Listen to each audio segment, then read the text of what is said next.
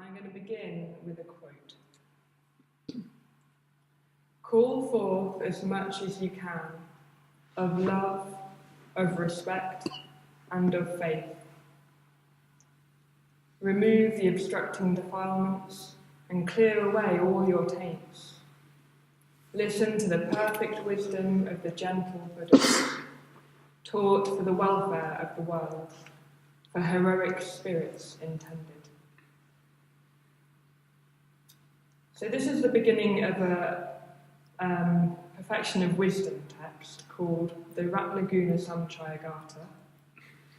And I'm going to paraphrase an order member called Ratnagosha who talked about this and talked about the quote, and I think he sums up why we've chosen a theme that's called transformation. So he says of this quote, wisdom is for heroic spirits intended. So here we are, heroic spirits. He says, the Dharma changes people. It affects every aspect of your life. No corner is left untouched. This can be a frightening prospect. It can make us feel insecure. Is there not something we can hold on to? Something that can stay unchanged? No, there isn't. And that's why we need courage to really listen to and engage with the Dharma. We have to be prepared for anything to happen. We have to be prepared to make unpalatable discoveries about ourselves. We have to be prepared for radical change in every area of our lives. We have to be prepared for the ego-destroying explosion of perfect wisdom. So there you go. Total transformation. That's a taste of total transformation. How the Dharma transforms our head, our mind, our views, our cognitive assumptions, our heart, our emotions, our values, and our guts, our behaviour, our motivation. So we moved into the heart aspect of transformation a few weeks ago. We've heard from Surimati about the Buddhist archetypal figure, the Bodhisattva Avalokiteshvara, who exemplifies and embodies compassion. We've heard from Dharmamai about metta and harmony. And last week we heard from Aridaso about gratitude and respect. So we've heard about all these positive emotions. And now we're moving on to hear about faith. And you've got to have faith going around in my head all day. I didn't think I was doing it, but I did now. So these positive emotions, they're what the heart aspect of transformation is all about. So we're looking at the emotive, the strength of feeling that can come with our practice, our skillful intentions, our relationship with other people and the world around us, and our intuitive response to the Dharma. I'm going to evoke the heart now by using some familiar phrases to do with the heart. So we talk about having heartache or being broken-hearted. We use the word hearty to mean kind of strong and full. We have heartstrings. Our hearts can skip a beat. We can be weak-hearted or cold-hearted. We can have heart knowledge, and we can know things off by heart. And also, home is where the heart is, and we can have our heart in the right place. And I was looking at the etymology of heart, and I found that traditionally it's always been known as the seat of the inmost feelings, the seat of emotions, especially love and affection, and the seat of courage. And the phrase knowing things off by heart comes from a time when people thought that you knew things in your heart. They didn't know about the brain. So the heart is how you knew stuff. So we're looking at the feeling aspect, our inner world, our deeper, perhaps more personal experience. And one way that these kind of positive emotions can manifest, and maybe manifest in all of our experience when we begin to hear the Dharma, is in the experience of faith, or what in Buddhist language, Pali, I believe, is called Shraddha. So this is Shraddha. So this is the word that I'm translating as faith, faith isn't really maybe the best translation for Shraddha, but it's the one that I'm most going to use. But let's explore what Shraddha really is. So this talk is called Placing the Heart, and that's what Shraddha literally means. It means placing the heart. And as I said, it's usually translated as faith. But we're not talking here about blind faith, as in believing in something either because we're told to believe it, or because we think we'll benefit simply by believing in something. So faith in Buddhism is not blind as in being unable to see or unable to understand at all what it is that we might have faith in. Faith in the Buddhist teaching is belief in that which accords with our reason, with our intuition, and with our experience. And the Buddha asks us to put his teachings into practice to see if they align with our understanding of ourselves and the world around us. And I really like this quote where we say that things aren't true because the Buddha said it. So we're not just believing it because the Buddha said it. The Buddha said things because he saw them to be true. So there's a subtle but important difference there. So we have to find out what is true for ourselves, whether we believe what the Buddha is telling us. So perhaps a better translation than faith would be confidence or conviction. I've got another quote over here. You don't have to follow me. You can. So this is our Sangha,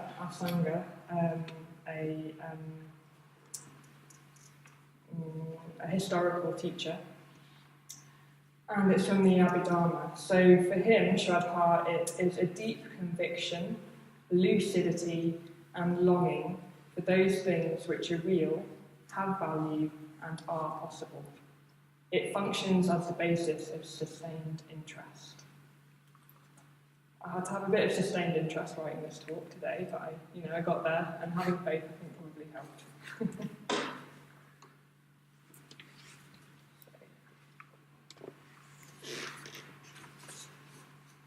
So you might see how these three aspects of faith, of Shraddha, of aligning with our reason, our intuition and experience, matches our overall theme here at Sangha Night at the moment, which is of head, heart and guts, total transformation.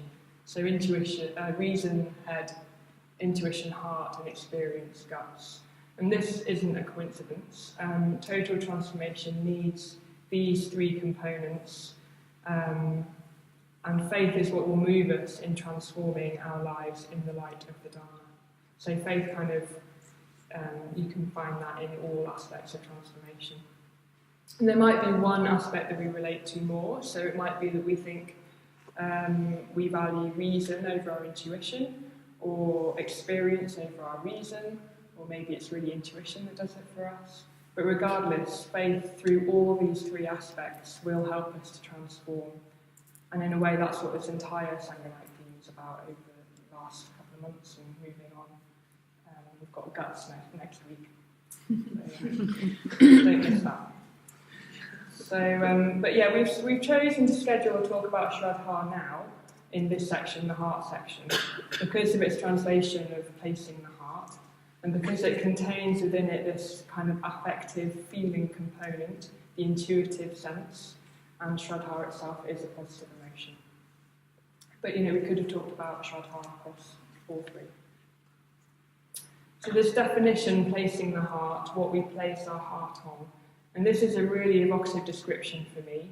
It has the tone of really placing ourselves exactly where we want to be, where our desire and love and feeling resides, what we value most. That's what we place our heart on. And I think it's almost a bit like voting or like placing a flag. If we've got somewhere we're like, yeah, here I am, this is where I am. And this is it, this is what I'm all about, this is what I most care about. And I've got another translation from Moksatara of Shraddha. He says, now this Shraddha, this faith, is not just belief, not believing something to be true. It's not even an emotional state. We may say that Shraddha in this sense, in this context, is the response of our total being, of what is ultimate in us to what is ultimate in the universe. So what is ultimate in us, responding to what is ultimate in the universe. So like in definitions, I looked up ultimate. And ultimate is being the best or most extreme example of its kind, the best achievable or imaginable of its kind, a fundamental fact or principle. And it comes from the Latin ultimus, which means last, final, furthest, most extreme. And that comes from a word alter, meaning beyond. So it's really far-reaching, this word ultimate. But how do we know what is ultimate in ourselves or in the universe? And if we don't know, how do we get a feel for it? How do we know or get a feel for what we value or what is of value in the universe? We could have a sense of this in our mind or in our feelings or intuition, or it could be found in what we want to do with our lives.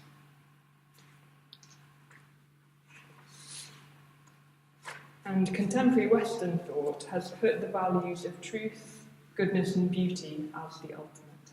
So truth, goodness and beauty, these are the overriding or underpinning values in life, according to contemporary Western thought.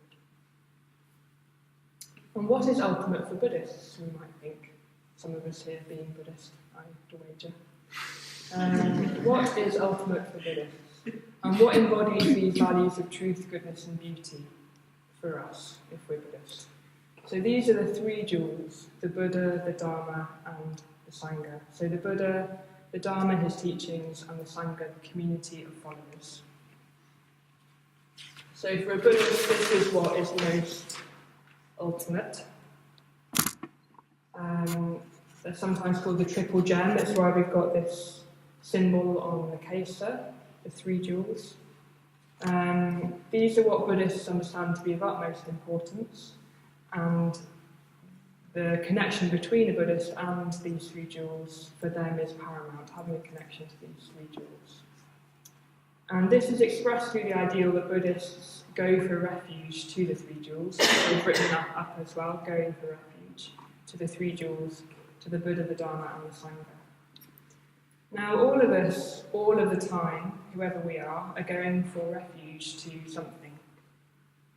As Ratnagosha said in the quote that I read out at the beginning, we can feel insecure and frightened in our lives, even or especially when starting to reflect on our behaviour and the nature of reality. So whatever our lives look like, whatever we consider as important, there will be ways in which we're living where we're looking to reduce our suffering, bring happiness to ourselves and other people, and bring a sense of security and order to our existence. There'll be different values that we have, different ideals that do this for us, and going for refuge to these different things will look different in different people's lives. But it's human, and we all do it. We're all going for refuge. And by looking to go for refuge to the three jewels, Buddhists are placing their heart on the Buddha, the Dharma and the Sangha as the ideals that to have a connection with will give rise to a life that's free from suffering. So I'll say that again.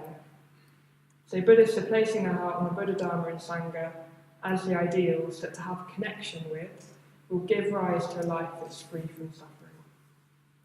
A life that enriches the lives of themselves and other people, and which is also lived in line with reality as the Buddha saw it. So this can look different in practice in different Buddhist practices, but at the heart of the Buddhist life is a commitment to go for refuge more and more fully to the Buddha, Dharma and Sangha. And it's important to say now that there's no one way that this will manifest itself, no one lifestyle that best defines this. And this is how come our order, the Triratna order, which some of us belong to, and the movement that we're all engaging with, is neither monastic or lay. So at ordination, people who are becoming ordained into the Triratna order don't have to choose whether they're going to be a monk or a nun, or whether if they're going to be a lay follower, they wouldn't be getting ordained at all, as I understand it. But in our movement, Bhante Sangharakshita has said that commitment is primary and lifestyle is secondary, though not unimportant. So our lifestyle will look different, but we can go for refuge to the three jewels if we choose to in many different ways, and our commitment is primary. And through founding the Triratna order and movement, Sangharakshita highlighted that this going for refuge, this act of going for refuge, is what underpins all schools of Buddhism, what unifies the Buddhist world.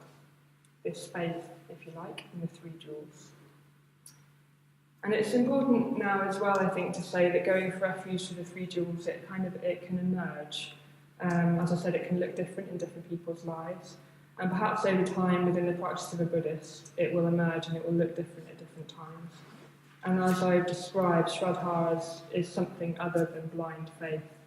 And just as Shraddha is something other than blind faith, going for refuge is also something that aligns with reason, intuition, and experience, just as Shraddha does.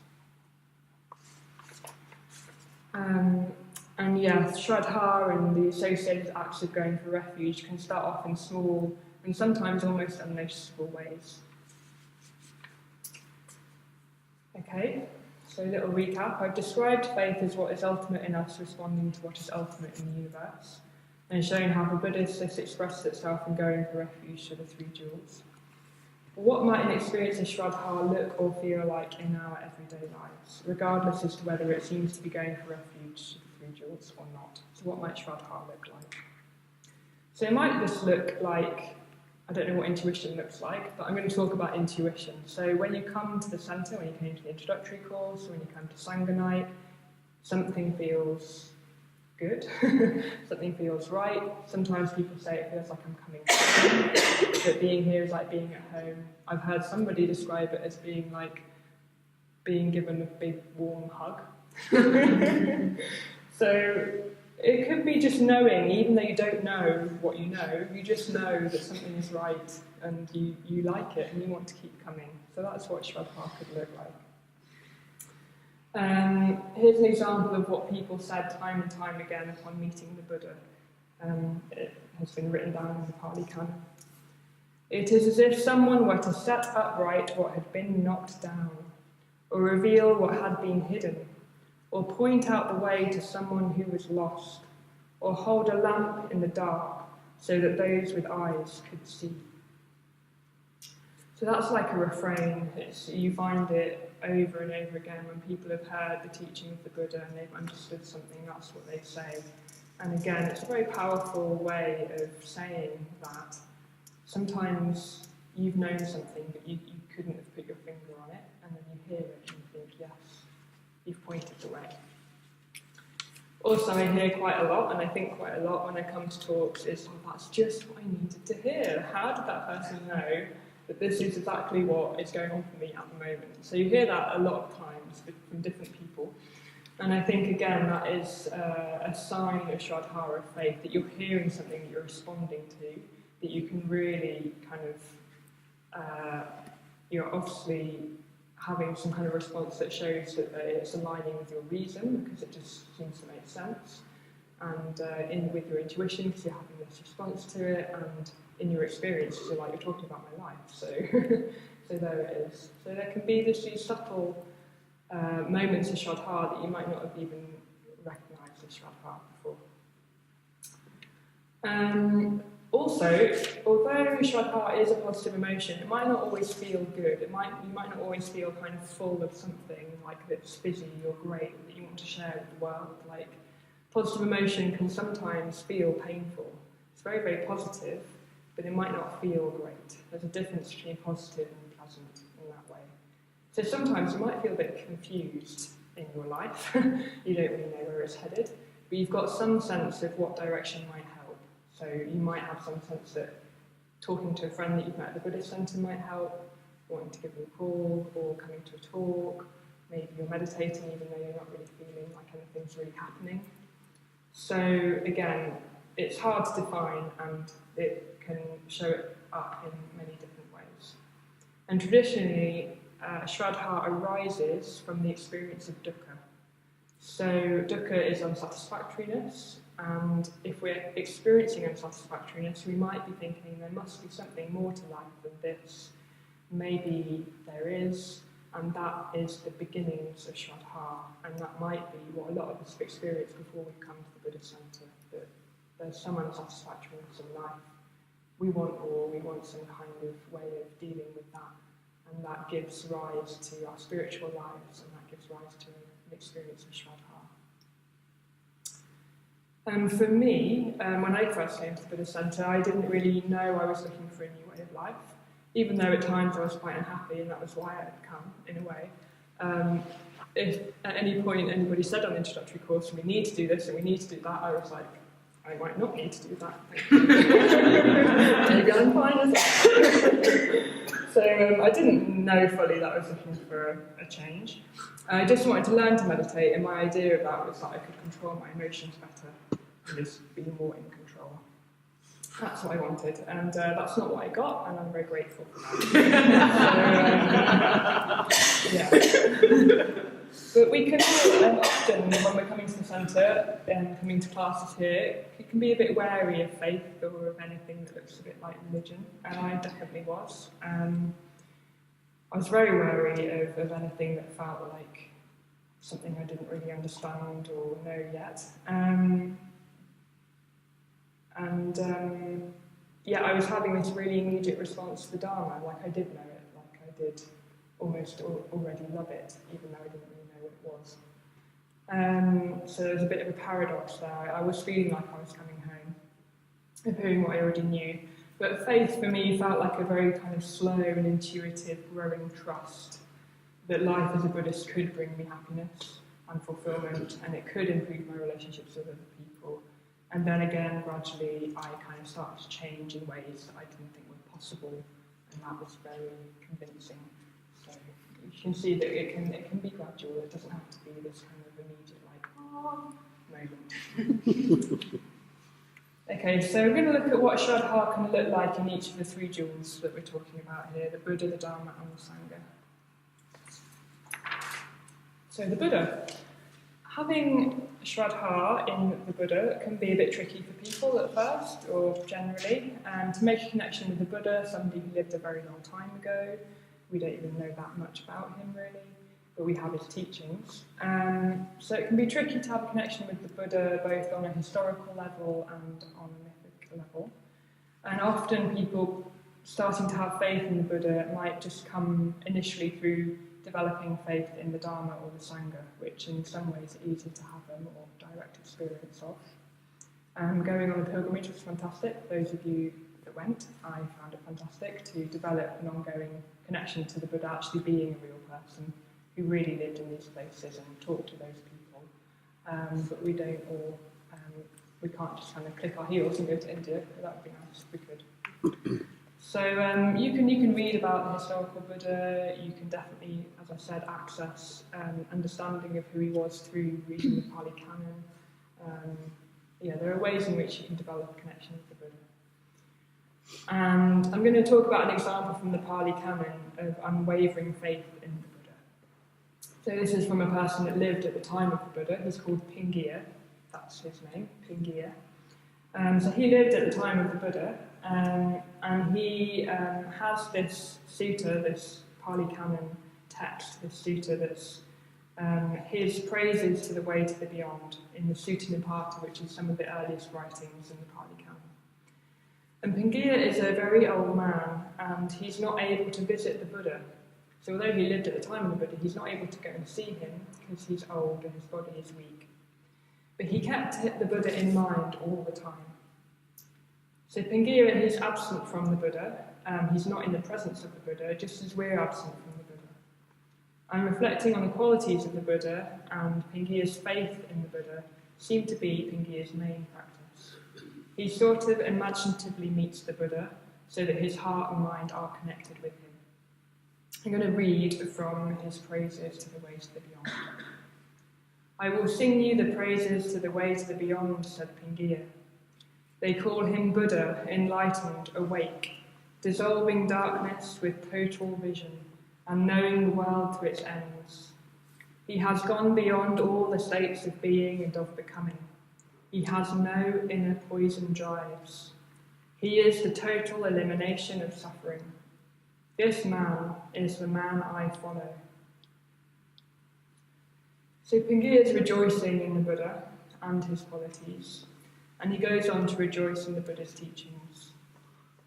This prince, this beam of light, Gautama, was the only one who dissolved the darkness. This man, Gautama, is a universe of wisdom. Gautama is the name of the Buddha. This man Gautama is a universe of wisdom and a world of understanding, a teacher whose dharma is the way things are, instant, immediate, and visible all around, eroding desire without harmful side effects, with nothing else quite like it anywhere in the world. And then Pingia describes how he can spend time with the Buddha in his heart and mind, and how through his confidence and faith in the Buddha he can realise his teachings. He says, "There is no moment for me, however small, that is spent away from Gautama. With constant and careful vigilance, it is possible for me to see him with my mind as clearly as with my eyes, in night as well as day. And since I spend my nights revering him, there is not, to my mind, a single moment spent away from him. I cannot now move away from the teachings of Gautama. The powers of confidence and joy, of intellect and awareness hold me there. Whichever way this universe of wisdom goes, it draws me with it.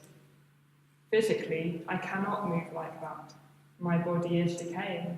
I am old and weak, but the driving power of purposeful thought propels me with it without break." She's being quite moved reading that. Hearing this sutta talked about has been quite significant for me at times, and relationships with people who, life is impermanent, and just reading that has brought that up.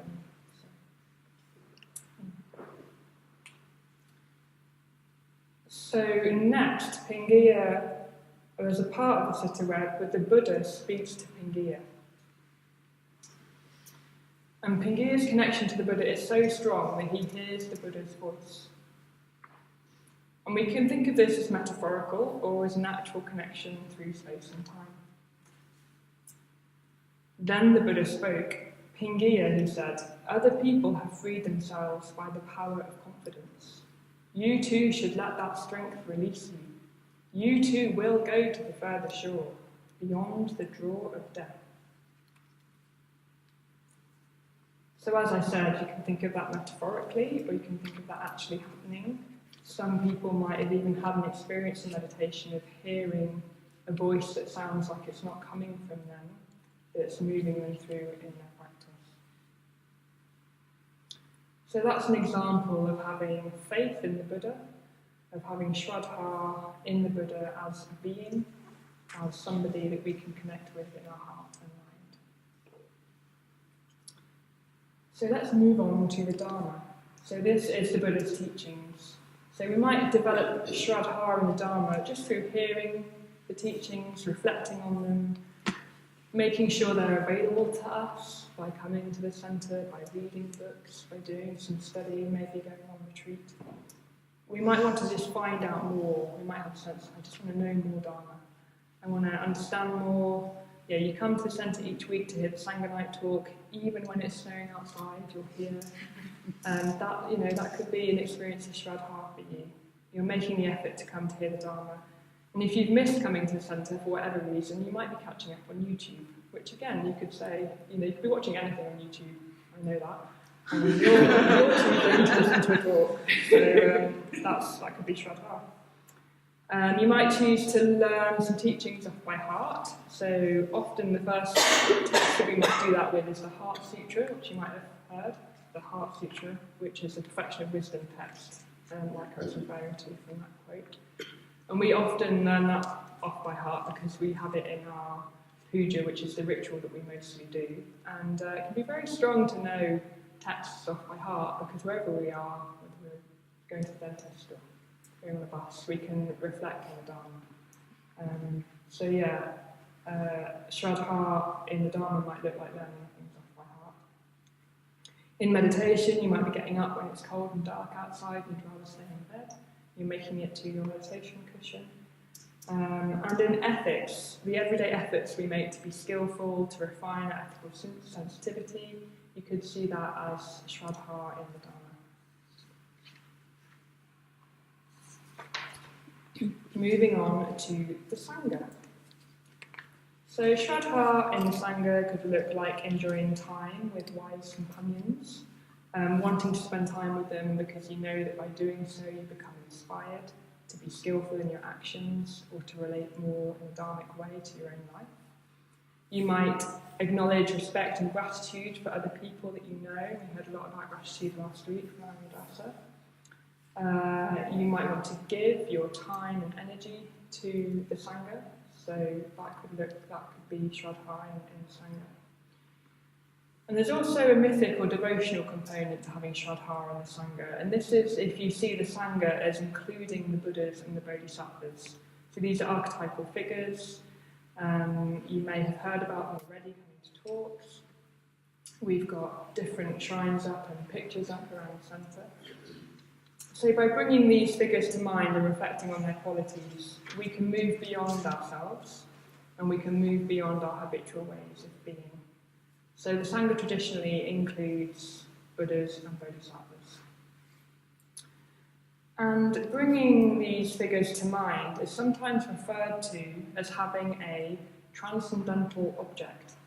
I haven't written that up, even though it's a bit of a jargon term. So having a transcendental object. So this is a figure or an object that we connect with. By doing so, we transcend ourselves. So we might visualise them, or we just might reflect on their qualities. And by doing that, we transcend ourselves. We change maybe in ways that we can't know and we can't predict. We're just bringing the objects to mind.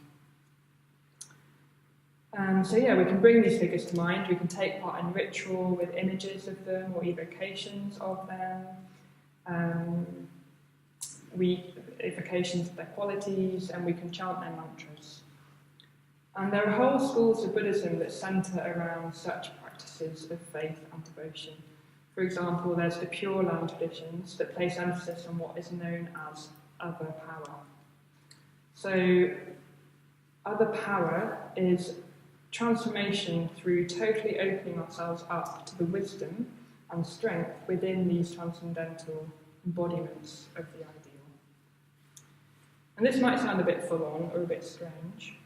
A strange concept to open yourself up totally to this figure that you probably won't even meet unless you see them in other people. But interestingly, one of the strongest myths I've experienced in our culture is of the romantic ideal. So I'm going to talk a little bit about how this kind of other power and bringing figures to mind could be an alternative to the romantic ideal, which we're probably quite familiar with. So I've grown up putting my attention on other people quite a lot, to the point where the other people become an object of desire.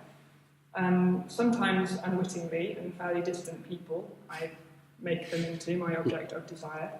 And sometimes these people aren't so distant, they're people that I have everyday kind of interaction with. So these objects of desires, these people, I'm kind of wishing for some kind of union with this person, some kind of relationship with this person, and therefore the values that they're embodying. So these people, they've got they're embodying some kind of thing that I value. So that might be beauty, or courage, or integrity. So this romantic myth, if you can see it in this way, it's just one way, and perhaps the strongest way, that in our culture we're promoting going for refuge. So we're promoting, get into a relationship with so-and-so and try and have the values that they have, and then you'll be all right. So there's nothing unskillful necessarily about being in a relationship with other people. We're always in a relationship with other people. We can't help that. What we're looking to do is refine our relationships with other people so that they don't have as much neurotic craving. So that's me saying, this object of desire, I've turned somebody into an object that I want to have some kind of connection with so that they can give me something.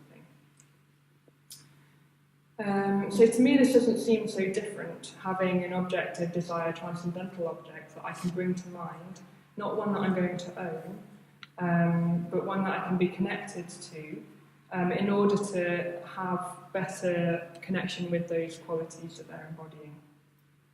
So this certainly seems a lot more healthy to bring to mind an archetypal figure that attracts me or that embodies my ideals and values, and kind of give myself over to that instead of wanting to give myself over to another person. And this will help me to move more close, I'll be closer to those ideals in my own being. And by doing that, my human connections actually become more appropriate and positive. And I've had a very strong experience of that. I was on a 3-month ordination retreat, and I decided to, you could say, have a kind of celibate time while I was there and not really think about romance, not really think about the maybes or the what-ifs, and did that quite consciously, and consciously kind of gave myself over to the Buddha instead. And through that time, probably for lots of other reasons, other conditions came into this, but my relationships, my sexual relationships have become more healthy, less neurotic. So if the romantic ideal hasn't been so strong for you in your life, perhaps you can still see in this example how faith in the Sangha, whether that looks like spending time with your friends or in bringing the Buddhas or Bodhisattvas to mind, can help us move towards the ideals in Buddhism and embody them. So that's faith in the Sangha. There you go. So the 3 jewels, the Buddha, the Dharma and the Sangha. And for Buddhists, this is what is ultimate in the universe, and there's part of them that is ultimate, responding to what is ultimate in the universe. Going for refuge, and we've just looked at how Shraddha can manifest in Buddha, Dharma and Sangha. And I'm just going to kind of conclude with another point that I think is important to say, and that's that by moving towards our ideals, having Shraddha in the ideal and moving towards it, we're opening up to be transformed by them. So total transformation, head, heart and guts. We're looking to be totally transformed by the way in which we're living our life according to the Buddha's teachings.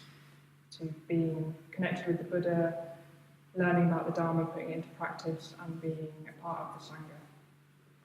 So we're not just adding this ideal that we have a sense of to our current state. We're not just us as we are and we're thinking, oh yes, I'd like that, thank you very much, take that. We're not just really becoming a really kind of groovy, uber version of ourselves. The aim is not a sort of spiritual appropriation in this way. And again, this is quite different to what I was describing in the romantic myth or in other ways in which we might live our lives, trying to just kind of accumulate. So yeah, the aim is not a spiritual appropriation where we get to own or gain the transformation that we're seeking or wanting. So we can't completely know how that transformation will look or how we will change. So this is important because although faith or confidence in the 3 jewels might align with our reason, our intuition and our experience, it's still possible or even necessary that we change in ways that are beyond our reason, our intuition and our experience. Beyond our current knowledge or comprehension of life, of ourselves. So the enlightenment experience, it's beyond our current conception of ourselves and of reality. And so we must have courage to step beyond what we know now to reach the further shore. So I've tried to really hold and talk about how Shraddha does align with reason, intuition and experience, but I think it's really important that we see that we might be changing in ways that we can't really know right now. So although we might know something, think we know something, we can't necessarily define it or say this is exactly what it's going to be like. So I'm going to end with the quote that I started with. I'm going to read it twice, because I think reading things twice, you just hear more each time. Call forth as much as you can of love, of respect, and of faith. Remove the obstructing defilements and clear away all your taints. Listen to the perfect wisdom of the gentle Buddhas, taught for the welfare of the world, for heroic spirits intended. Call forth as much as you can of love, of respect, and of faith. Remove the obstructing defilements and clear away all your taints. Listen to the perfect wisdom of the gentle Buddhas, taught for the welfare of the world, for heroic spirits intended.